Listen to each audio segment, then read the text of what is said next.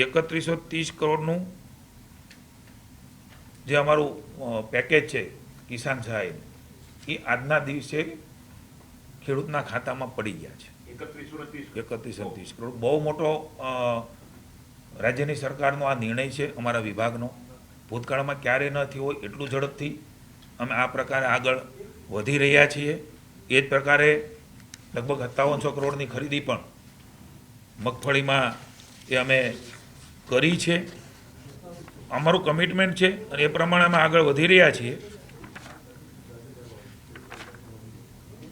આમાં બે પ્રકારના છે. એક તો વાવ થરાદનું પણ છે અને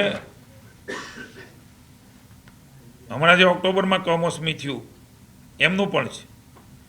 5786 કરોડથી પણ વધારે મૂલ્યની ટેકાના ભાવની મગફળીની ખરીદી થઈ છે. ચૂકવણું પણ 2376 કરોડનું એમાં પણ થઈ ગયું છે અને એ અત્યારે પ્રક્રિયા ચાલી રહી છે. અને હમણાં જ મેં આપને માહિતી આપી એમ એ અત્યાર સુધીમાં આ પ્રકારે અમે અપગ્રેડ કર્યું છે અમારા પોર્ટલને. એમના કારણે ખૂબ ઝડપથી, ભૂતકાળમાં ક્યારે આપણે જોયું છે કે આ ચૂકવણામાં ખૂબ વાર લાગતી. રાજ્યની સરકારનો ઈરાદો એવો ન હોય પણ વહીવટી પ્રક્રિયા હોય, એનું ફોર્મ આવવું, એનું ફોર્મ પાસ થઈને અપલોડ થવું, એ પણ પ્રક્રિયા ખૂબ ઝડપથી થઈ રહી છે. એટલે અમારો એવો અંદાજ છે કે આગામી 15-20 દિવસની અંદર 10,000 આ અને 1100થી પણ વધારે કરોડ રૂપિયા એ વાવ થરાદના, એટલે 11,000 કરોડથી પણ વધારાની રકમ એ ખેડૂતના ખાતામાં પડી જશે. અતિવૃષ્ટિની વાત છે અને પૂરની પણ વાત છે. વાવ થરાદ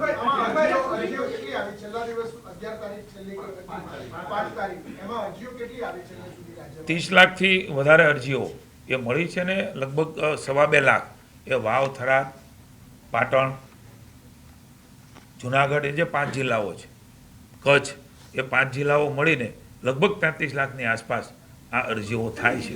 કપાસના ખેડૂતો માટે કોઈ વિચારણા કરી? કારણ કે જે ઇમ્પોર્ટ ડ્યુટી હટાવી છે એના કારણે કપાસના ખેડૂત ગુજરાતના પરેશાન થયા છે. કેટલીક જીનિંગ મિલ પણ બંધ થઈ.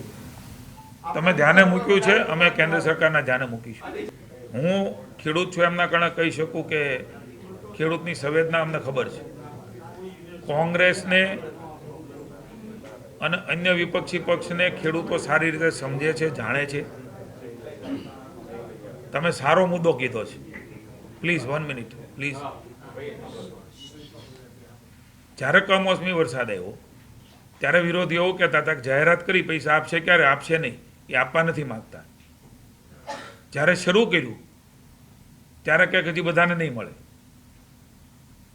અમને કહેવા શરૂ થઈ ગયા કે અમારા તાલુકામાં હવે ક્યારે આવશે વિપક્ષના લોકોએ, મારું નામ નથી આપવું. એટલે આ પ્રકારની બે મોઢાની વાતો એ કોંગ્રેસની છે. બીજું, ક્યાંય પણ કિસાન કહી શકાય એ એમણે ખૂબ યાત્રાઓ કાઢી, ખૂબ સભાઓ કરી, માત્ર પાર્ટીની સભાઓ બની રહી. હું ગુજરાતના ખેડૂતોનો ઋણ સ્વીકાર કરું છું.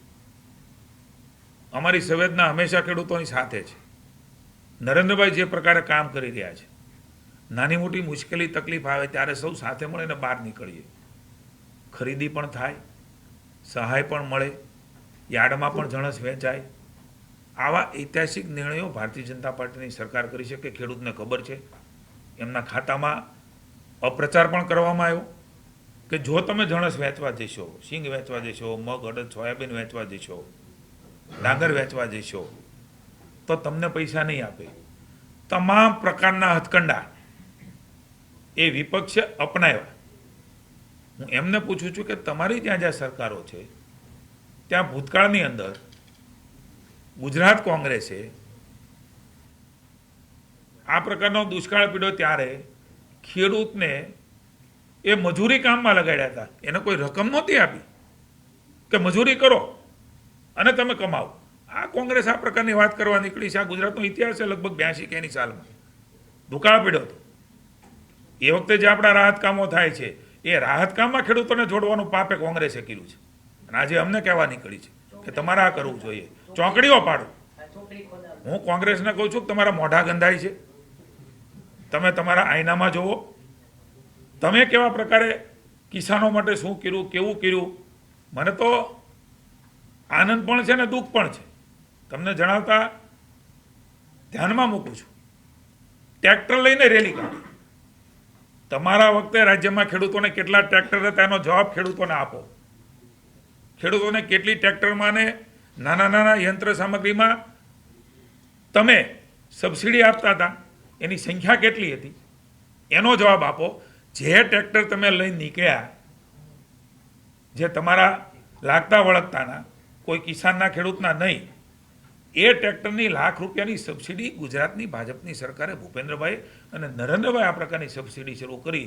હું આપને ધ્યાને મૂકું છું કે એમના વખતમાં ખેડૂતો માટે કેટલી સબસિડી, કેટલી સહાય, કઈ કઈ યોજનાઓ હતી એ કોંગ્રેસ જાહેર કરે. હું એ જાહેર કરવા માટે તૈયાર છું કે એના પછી અમે કેટલી સહાયો કરી છે.